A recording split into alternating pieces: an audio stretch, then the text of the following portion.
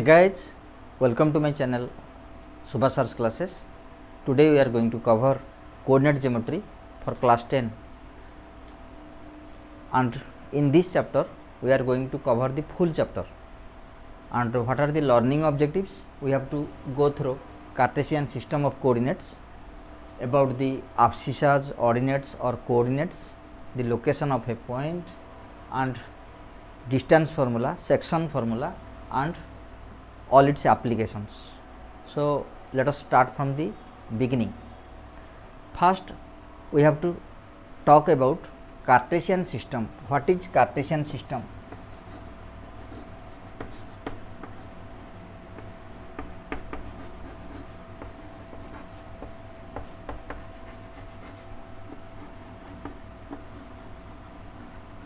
Cartesian system of coordinates.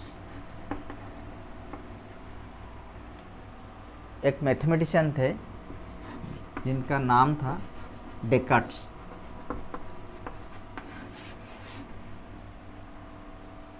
और इनके बताया हुआ जो ज्योमेट्री, जिसको एनालिटिकल ज्योमेट्री कहते हैं, जिसको प्लेन ज्योमेट्री कहते हैं, जिसको कोऑर्डिनेट ज्योमेट्री कहते हैं, और उसका वो कार्टेशियन का जो नाम जो है वो डेकार्ट का ये वर्ड से आया हुआ है। सो ये है डेकार्ट। तो डेकार्ट का जो बताया हुआ रास्ता में ये था कि किसी भी पॉइंट का लोकेशन, अगर हमें किसी पॉइंट का लोकेशन दिखना है तो हम कहाँ से उसको दिखें। तो ये पॉइंट दो परपेंडिकुलर लाइंस, जो म्यूचुअली परपेंडिकुलर लाइंस से कितने दूरी पर है, हॉरिजॉन्टली कितने दूरी पर है, वर्टिकली कितने दूरी पर है, तो इसका लोकेशन हम पता कर सकते हैं। अगर किसी एक को हम हटा दें तो इसका लोकेशन हम कह नहीं सकते। क्यों? क्योंकि ये जगह, ये जगह, ये जगह, ये जगह सारे बराबर दूरी पर है। तो ये लोकेशन, ये फिक्स्ड लोकेशन कैसे बनेगा? तो किसी भी पॉइंट का लोकेशन हम दो अलग अलग रास्ते से ले सकते हैं, दो अलग अलग एक्सिस से उनका दूरी से ले सकते हैं। तो अगर हम इस लाइन, इस पॉइंट से दो अलग अलग जो परपेंडिकुलर ड्रॉप करें तभी हमें दो अलग अलग दूरी मिलेगी। एक है वर्टिकल डिस्टेंस, एक है हॉरिजॉन्टल डिस्टेंस। इस हॉरिजॉन्टल डिस्टेंस को एब्सिसा कहते हैं, और वो एब्सिसा को x से नापते हैं। और ये जो वर्टिकल दूरी है इसको ऑर्डिनेट कहते हैं, और इसको y से नापते हैं। क्यों? क्योंकि ये उसका y एक्सिस है, ये x एक्सिस है। किसी एक्सिस का दो अलग साइड्स होते हैं, ये होता है x, इस साइड होता है x डैश, ये होता है y, और ये साइड होता है y डैश। और दोनों का जो जिस पॉइंट में वो दोनों इंटरसेक्ट करते हैं तो उस पॉइंट को हम कहते हैं ओरिजिन O।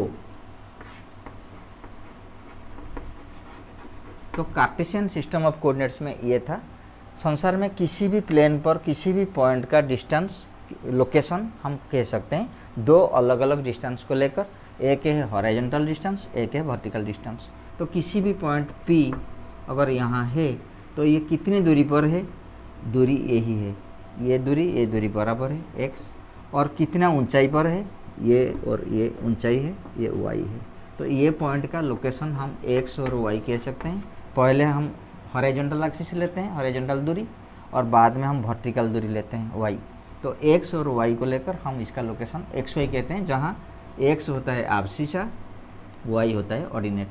तो अगर यहाँ एक पॉइंट ले ले हम, ये है P1, अगर P2 एक दूसरा पॉइंट ले ले तो ये दूरी मान के चलो ये होगा वही x और ये भी वही y।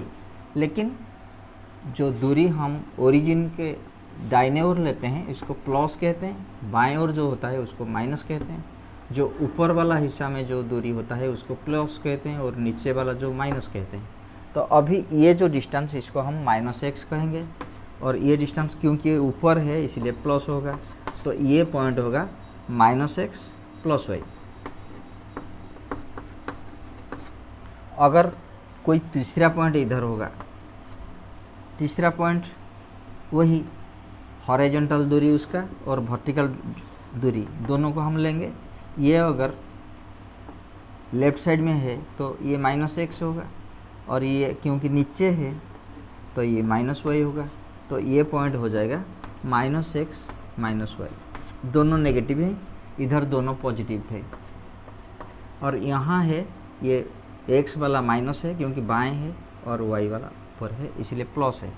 यहाँ अगर हम एक पॉइंट ले लें P4 तो उसका क्या होगा, ये वर्टिकल दूरी तो नीचे रहेगा इसलिए -y, और ये दाएं ओर हिसाब लगाएगा, हमें नापना पड़ेगा बाएं से दाएं टुवर्ड्स राइट, तो इसको हम +x कहेंगे। तो ये पॉइंट हो जाएगा +x -y। तो इनका ये चीज़ का समरी क्या रहा, कार्टेशियन सिस्टम ऑफ कोऑर्डिनेट्स में हम जब लेते हैं एक ओरिजिन लेते हैं और लेफ्ट राइट हम लेते हैं दो एक्सिस, इसको कहते हैं x o x dash, x o x dash को हम x एक्सिस कहते हैं, y o y dash, y o y dash हम इसे y एक्सिस कहेंगे।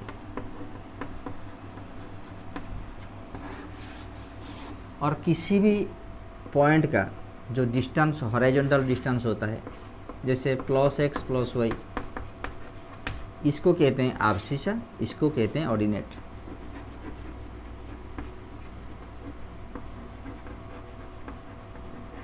तो किसी भी पॉइंट का पहला हिस्सा जो होता है, पहला वैल्यू जो होता है उसको हम एब्सिसा कहेंगे, उसके बाद वाला को ऑर्डिनेट कहेंगे।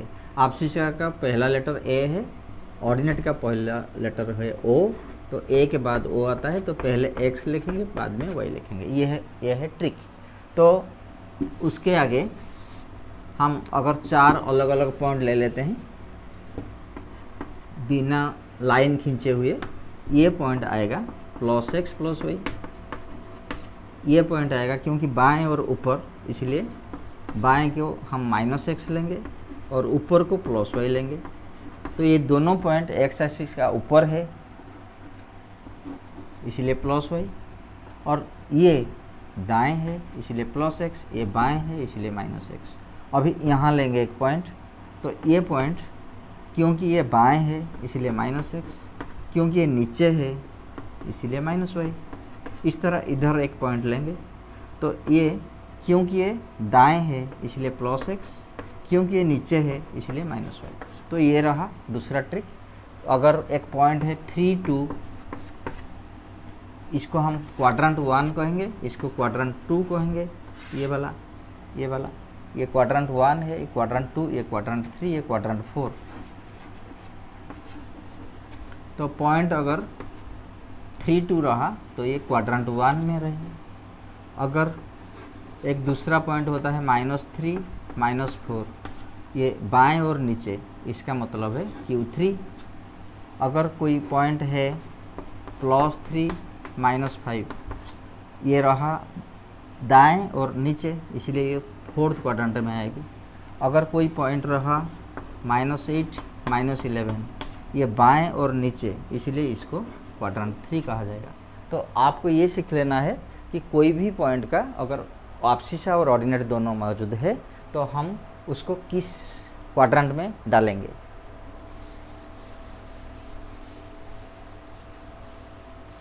तो हमें अब तक Cartesian system of coordinates, abscissa, ordinate और कोऑर्डिनेट्स के बारे में, क्वाड्रेंट्स और कोऑर्डिनेट्स के बारे में हमें पता चला। पॉइंट का लोकेशन कैसे लेते हैं ये पता चल गया। अभी हम जाएंगे डिस्टेंस फार्मूला की ओर। एक प्लेन है, ये एक्स एक्सिस है, एक्स ओ एक्स डैश, और ये है वाई ओ वाई डैश। हम किसी दो बूंद ले लेते हैं, 2 पॉइंट्स लेते हैं। मान के चलो ये P है, एक Q है। ये पॉइंट का कोऑर्डिनेट x1 y1 है, ये पॉइंट का x2 y2 है। तो हम इस दोनों का दूरी तय करेंगे, ये D का वैल्यू क्या है वही करेंगे। तो दूरी तय करने के लिए हमें क्या करना होगा, पहले ये x1 y1 को हमें स्टडी करना होगा कि ये वैल्यू होता है y1 और ये वैल्यू होता है y2। तो अभी बताओ y1 और y2 में कौन सा ऊंचाई में है, कौन सा बड़ा है। y2 अगर बड़ा है तो कितना बड़ा है, तो यहाँ अगर हम एक पैरेलल लाइन खींच लेते हैं, x के साथ एक पैरेलल लाइन, अभी पता चल जाएगा कि y1 इतना ही है लेकिन y2 इतना है, तो ये वाला लाइन से इतना ही बड़ा है, और ये बड़ाई ये कितना बड़ा है ये कैसे पता चलेगा, यहाँ से यहाँ तक y2 और यहाँ से यहाँ तक y1, तो ये होगा y2 minus y1। y2 minus y1 क्या होता है, इन दोनों का ऊंचाई का डिफरेंस, मतलब q is higher than at a position higher than p and that higher value is y2 minus y1। q p से कितना ज़्यादा ऊंचाई पर है, इसका ऊंचाई माइनस इसका ऊंचाई y2 माइनस y1। ऐसे ही p और q में कौन सा दाएं ओर है, q है, p बाएं और q दाएं में है, this is on left that is on right, तो इन दोनों में कौन सा पॉइंट ज़्यादा दूरी पर है, तो ये जो वाला दूरी ये होता है x1 और ये वाला दूरी जो होता है ये होता है x2। तो क्लियरली ये q वाला पॉइंट x2 दूरी पर है, p वाला पॉइंट x1 दूरी पर है, तो कौन सा ज़्यादा दूरी पर है, q, और कितना ज़्यादा, x2 माइनस x1 इतना ज़्यादा, तो ये होगा x2 माइनस x1। अभी हमने एक राइट एंगल ट्रायंगल हमें प्राप्त हो गया जिसका जो राइट एंगल यहाँ है। तो अभी ये अगर हम नाम ले देते हैं, ये m है, ये n है और ये अगर r है, तो देखो कि PQR एक राइट एंगल ट्रायंगल है।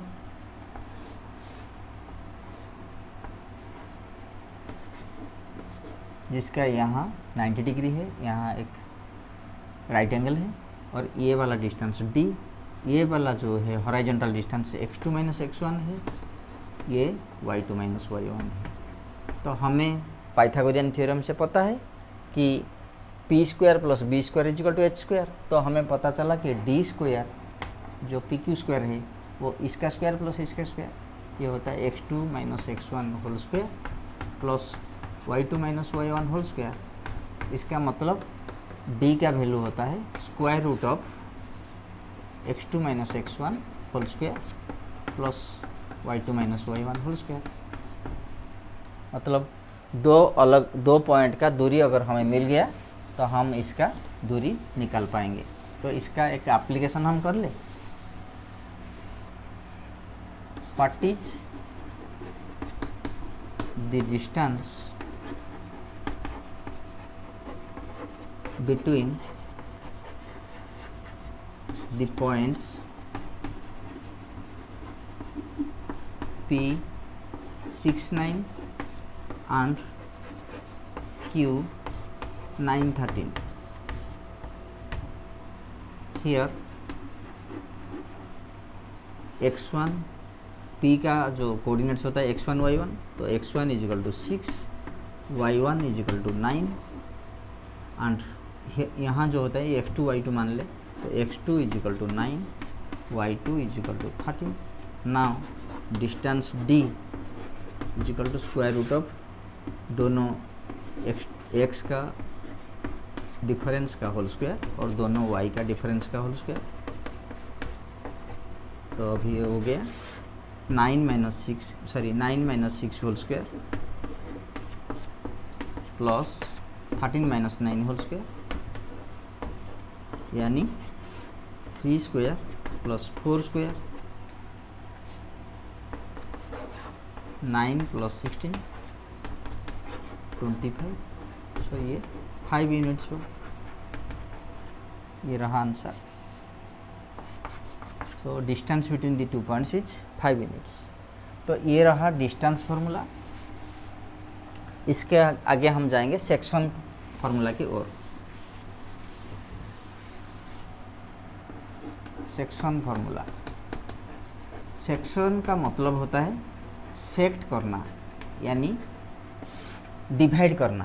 किसी लाइन है, ये लाइन का मिड पॉइंट कहाँ होगी, अगर ये जगह मिड पॉइंट है, ये पॉइंट P, ये पॉइंट Q है और ये पॉइंट R है, R अगर PQ का मिड पॉइंट है, इसका मतलब है ये P और Q के बीच में एक इक्वी डिस्टेंट पॉइंट है। एक पॉइंट है जिसका दूरी P से जितना है Q से उतना है, मतलब ये अगर D1 है, ये अगर D2 है, ये डिस्टेंस अगर D1 और वो डिस्टेंस अगर D2 है, तो D1 इजिकल टू D2 होना ज़रूरी है। तो इसको हम जियोमेट्रिकली देखते हैं। मान के चलो ए पॉइंट है P और Q, और हमें इसका मिड पॉइंट तय करना है। तो हम अभी कार्टेशियन सिस्टम के हिसाब से हम दो अलग अलग परपेंडिकुलर खींच लेते हैं और इसको थोड़ा बढ़ा देते हैं यहाँ तक, और नाम दे देते हैं M, N और S। तो अभी हमें QSP, PQS एक राइट एंगल ट्रायंगल मिल गया। अभी हमें तय करना है इसका मिड पॉइंट कहाँ है। तो मिड पॉइंट के साथ ये दोनों एक्सिस, एक्स एक्सिस और वाई एक्सिस, दोनों का कोई रिश्ता है क्या? इस पॉइंट का रिश्ता है वाई एक्सिस के साथ और एक्स एक्सिस के साथ। इसको हम कह रहे हैं x1 y1, मतलब ये रहा x1 और ये रहा y1। सिमिलरली ये रहा x2 और ये रहा y2। तो हमें ये वाला चीज़ y2 माइनस y1, ये वाला चीज़ x2 माइनस x1, इससे हमें डिस्टेंस फार्मूला मिल गया d equal to √x2 minus x1 whole square plus y2 minus y1 whole square. यहाँ हम थे, इससे पहले हम जब डिस्टेंस फार्मूला निकाल रहे थे तो इस चीज़ को हम x2 माइनस x1, इस चीज़ को हम y2 माइनस y1 लेकर ये फार्मूला तय कर रहे थे पाइथागोरियन थ्योरम लेकर। लेकिन अभी हमें मिड पॉइंट निकालना है। तो मिड पॉइंट होता क्या है कि ये जो है, ये जितना दूरी पर है, ये जितना दूरी पर है, इन दोनों का दूरी को हम हॉरिजॉन्टल डिस्टेंस कह रहे हैं। हॉरिजॉन्टल डिस्टेंस जो होता है वो होता है x2 माइनस x1। अगर हम यहाँ से दो परपेंडिकुलर ड्रॉप करते तो हमें क्या मिलता? देखिए, ये जो पॉइंट इन दोनों का मिड पॉइंट है। तो ये जो पॉइंट, क्या ये दोनों का मिड पॉइंट है? ये जो पॉइंट, क्या ये दोनों का मिड पॉइंट है? इसी आधार पर आप अगर इसको देखेंगे तो ये वही है। ये ऐसा एक पॉइंट है जहाँ से आप अगर दूरी तय कर रहे हैं, हॉरिजॉन्टल डिस्टेंस और वर्टिकल डिस्टेंस, तो आप ये देखेंगे कि यहाँ से यहाँ तक जितना दूरी है उसका मिड पॉइंट भी इधर है, और यहाँ से यहाँ तक जो डिस्टेंस है उसका मिड पॉइंट भी इधर है। मतलब ये दोनों x और y दोनों का मिड वैल्यू है। अगर यहाँ एक जगह है, अगर इसका हाइट है 8 और इसका हाइट है 14, तो इसका बीच वाला हाइट क्या होगा? 8 और 14 और 8 के बीच में एक संख्या है क्या? वो संख्या क्या होती है? तो ये यहाँ से यहाँ तक 6 है, यहाँ से यहाँ तक 8 है। तो ये बीच वाला जो संख्या होगा, इस 6 का हाफ ले लो तो ये हो जाएगा 11। 8 plus 14/2 equal to 22/2 equal to 11। ये हो जाता है मिड पॉइंट। तो अगर मिड पॉइंट दोनों ऊंचाई का मिड पॉइंट है और दोनों दूरी का मिड पॉइंट है, तो यहाँ दोनों दूरी क्या होते हैं? x1 और x2। तो x1 और x2 का बीच वाला वैल्यू x1 प्लस x2/2 होता है। हमें एपी में ये पढ़ाया गया है। तो ये पॉइंट हो गया x1 प्लस x2/2, और दूसरा जो ऊंचाई में y1 और y2 के बीच में ये संख्या है y1, ये संख्या है y2, तक उसका बीच वाला संख्या जो होता है वो होता है y1 प्लस y2/2। तो ये हो गया मिड पॉइंट। तो मिड पॉइंट सेक्शन फार्मूला से कैसे निकले? अभी हमें पता चला कि अगर ये और ये बराबर होते हैं तो ये पॉइंट 1:1 में बंटी हुई है। मतलब ये पॉइंट इस लाइन को 1:1 में बढ़ता है, इसको डिवाइड करता है। तो ये जितना पार्ट उतना पार्ट है। तो इसको 1:1, 2:2, 3:3 इस तरह कुछ कह सकते हैं। सबसे छोटा वैल्यू होता है 1:1। तो ये मिड पॉइंट को 1:1 कहते हैं। तो क्या निकला? हम अगर ये पॉइंट xy है तो यहाँ x होता है x1 प्लस x2/2। अगर हम इसको ऐसे लिखें कि 1 × x2 प्लस 1 × x1/1 + 1, ये भी सही रहेगा। और y वैल्यू जो है वो भी है y1 प्लस y2/2। तो इसको भी हम लिख सकते हैं 1 × y2 प्लस 1 × y1 बाई 1 + 1। तो अभी फॉर्मूला क्या मिल गया, अगर किसी लाइन में P और Q एक लाइन सेगमेंट है और यहाँ एक पॉइंट R है जहाँ इसको ये डिवाइड करता है m/n में, जैसे 7/3, 3/5, 2/9, इस तरह m/n रेशियो में पड़ता है।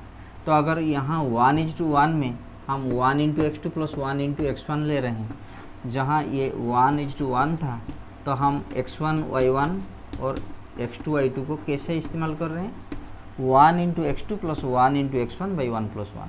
तो यहाँ भी वही करेंगे, m of this side, part of this side into coordinate of that side. ये हिस्सा और दूसरा हिस्सा का, दूसरा पॉइंट का जो कोऑर्डिनेट प्लस ये हिस्सा इस साइड का coordinate divided by m + n। तो यहाँ ये पॉइंट अगर xy हुआ तो सेक्शन फार्मूला के हिसाब से x क्या होगा, m इंटू उस तरफ का x प्लस n इंटू इस तरफ का x divided by m + n। इस तरह y कैसे मिलेगा, y होगा m इंटू उस तरफ का y यानी my2 प्लस n इंटू इस तरफ का y यानी ny1 बाई m + n। तो ये आइडिया को आप 2-3 जगह में इस्तेमाल करके देखो। मान के चलो एक लाइन होता, यहाँ होता 2, 8, यहाँ होता 3, 11 और ये जो पॉइंट ये है 4:3। तो यहाँ m होता है 4, n होता है 3, ये है x1 y1, ये है x2 y2। तो अभी हमें ये पॉइंट को अगर xy ले जाते हैं तो x का वैल्यू कैसे मिलेगा, ये हिस्सा है 4 पार्ट्स, ये है 3 पार्ट्स। तो ये पार्ट होता है 4, 4 इंटू उस तरफ का x यानी 3 प्लस 3 इंटू इस तरफ का x यानी 2 बाई 4 + 3। क्यों, यहाँ जो है ये अगर 4 भाग है, ये 3 भाग है, कुल मिलाकर 7 भाग होता है। 7 में से 4 ये है तो ये 4/7 है, 7 में से 3 है ये 3/7 है, तो वही 4/7 हम यहाँ रख रहे हैं। तो 4 × 3 12 प्लस 6/7 18/7। और दूसरा y कितना होगा, y होगा वही 4 इंटू उस तरफ का y 11 प्लस 3 इंटू इस तरफ का y यानी 8 डिवाइडेड बाई 4 + 3। ये हो गया 44 plus 24 divided by 7। 4 and 4 8, 4 and 2 6/7। So r point का जो कोऑर्डिनेट्स होगा xy ये हो गए 18/7 और 68/7। ये रहा सेक्शन फार्मूला का आइडिया। सेक्शन फार्मूला का इस्तेमाल कैसे करते हैं, तो सेक्शन फार्मूला हम ये लिख रहे हैं कि r(xy) is given by when the ratio is m/n। p और q के बीच में अगर r रहता है तो ये पार्ट और ये पार्ट मिलकर हो जाते हैं m + n, लेकिन इसको कहते हैं इंटरनल डिवीजन।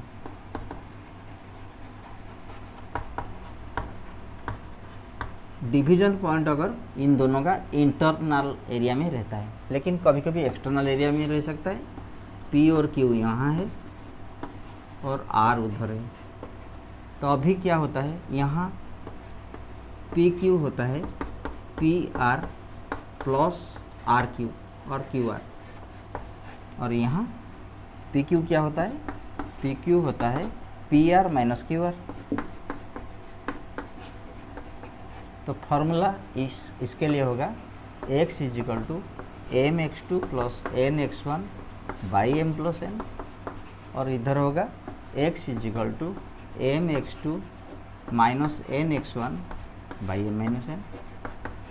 उस तरह y इधर होगा my2 + ny1 divided by m + n, क्योंकि यहाँ जोड़ते हैं m + n होता है। और यहाँ ये जो है ये m है और ये है n, इसलिए ये हो गया m माइनस n। तो y हो जाएगा my2 minus ny1 by m minus n। तो ये रहा दो अलग अलग डिवीज़न, इसको कहते हैं एक्सटर्नल डिवीज़न।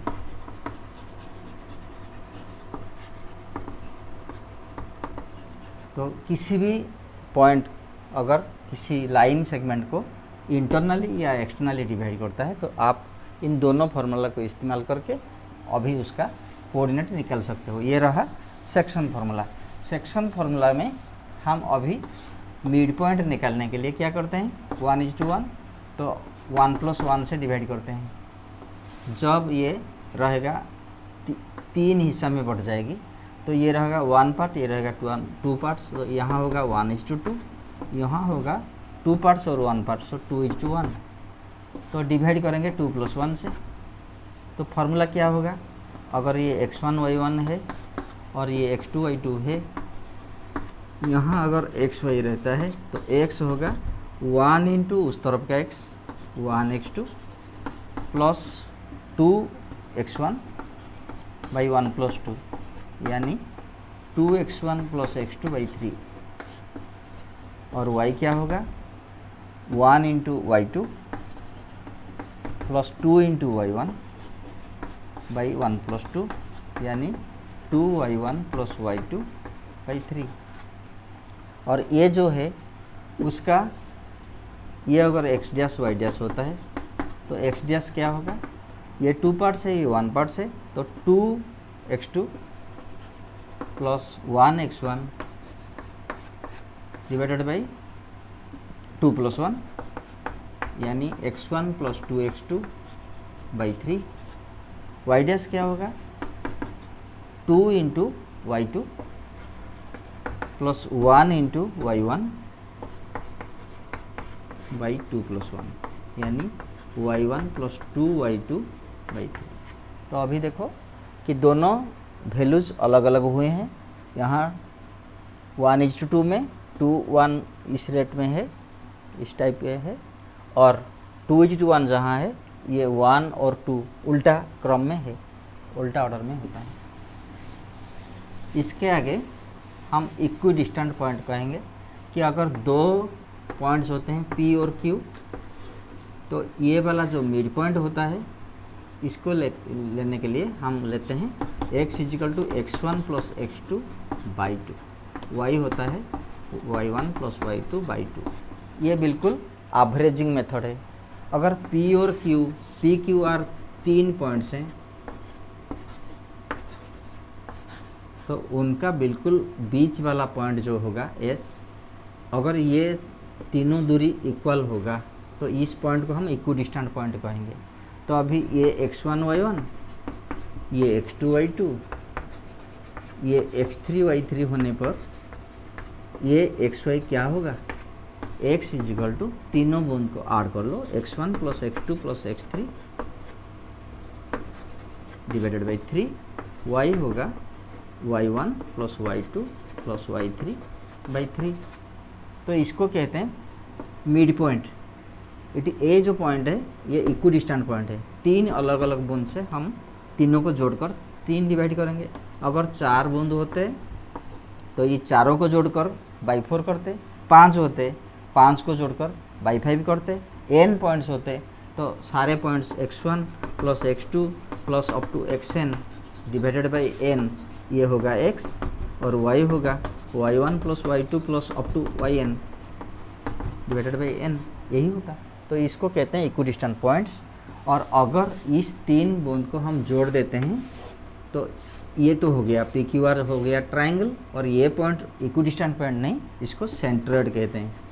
तो सेंट्रोइड का कोऑर्डिनेट क्या हुआ, x1 plus x2 plus x3 by 3, y1 plus y2 plus y3 by 3। इसके साथ हमारा सारे थ्योरीज कंप्लीट हो गया। और अगर हमें एक ट्रायंगल का एरिया लेना है, ABC एक ट्रायंगल है, इसका एरिया हम कैसे निकालें। अगर ये x1 y1 है, ये x2 y2 है और ये x3 y3 है, तो एरिया ऑफ ABC ट्रायंगल कैसे निकालें। तो ये आपका जो 10th सिलेबस में ये कैसे निकालते हैं, ये फार्मूला का ज़रूरत नहीं, ये फार्मूला का ज़रूरत है, लेकिन इसका प्रूफ करने का स्टाइल जो इसको अगर हम ड्रॉप कर देते हैं, 3 अलग अलग परपेंडिकुलर ड्रॉप करते, तो यहाँ एक ट्रापीजियम होता, यहाँ दूसरा ट्रापीजियम होता, और दोनों ट्रापीजियम का एरिया को जोड़कर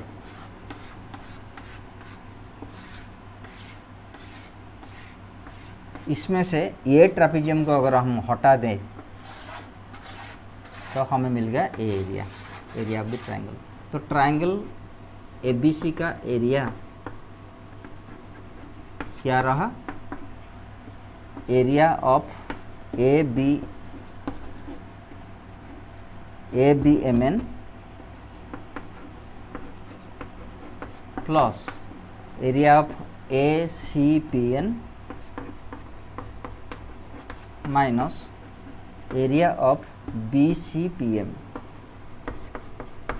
तो इसको इस्तेमाल करके एक फार्मूला मिला है, ये 11th क्लास का स्टैंडर्ड का है, आप 10th में हो, इसलिए आप इसको लिख सकते हो कि ट्रायंगल का एरिया होता है हाफ, डिटर्मिनेंट फॉर्म में लिखा जाता है, तीनों लिख लो, x1 x2 और x3, x1 यहाँ x2 x3 था, तो यहाँ लिखो x1 x2 x3, और दूसरा पॉइंट भी लिखो y1 y2 y3, और बाकी जगह में 1 1 1 लिखो, और इसका वैल्यू जो होगा वही होगा ट्रायंगल का एरिया, और इसको कहते हैं हाफ इंटू x1, पहला वाला x ले लो, एक ट्रायंगल में 3 बूंद होते हैं, 3 पॉइंट्स होते हैं, 1 2 और 3, तो अगर एक को हमने ले ली, बाकी रहा, बाकी बचा 2 और 3, तो यहाँ लिखो y2 minus y3 plus x2 ले लो, दूसरा पॉइंट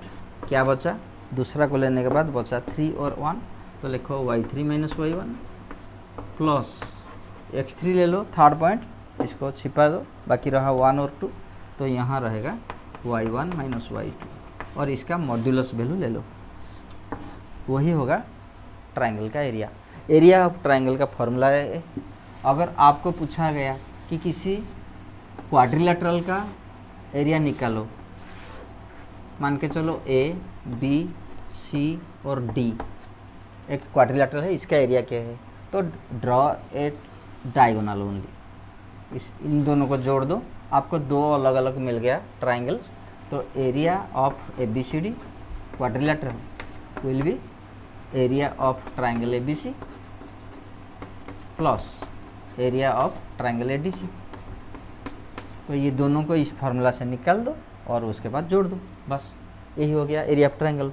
तो अब हमारा कोऑर्डिनेट ज्योमेट्री का चैप्टर ख़त्म हुआ, और आप लोग ये फार्मूला को इस्तेमाल करके अभी किसी भी सवाल का एरिया वाली सवाल का आंसर लिख सकते हो, और अगला क्लास में हम इसका एक्सरसाइज करते रहेंगे और पूरा एक्सरसाइज कवर करेंगे। तब तक के लिए बाय, थैंक यू।